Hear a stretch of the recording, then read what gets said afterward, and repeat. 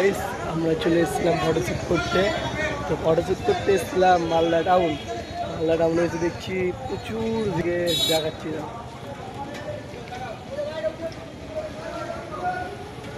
এই আমরা সব গাড়ি নিয়ে এসেছিলাম, এই দেখো সব বোঝাই যে গাড়িতে। এই দেখো সব টোটো ধরার জন্য দাঁড়িয়ে আছে। আমরা এসেছিলাম ফটোশ্যুট করতে, এসে দেখছি প্রচুর ভিড় মালদা টাউনে। আর মালদা টাউনে ডেকোরেশন করেছে, ডেকোরেশনটা ওরা দেখে সেই করেছে। দেখতে পাচ্ছ তোমরা সবাই মালদা টাউনের ভিতরটা।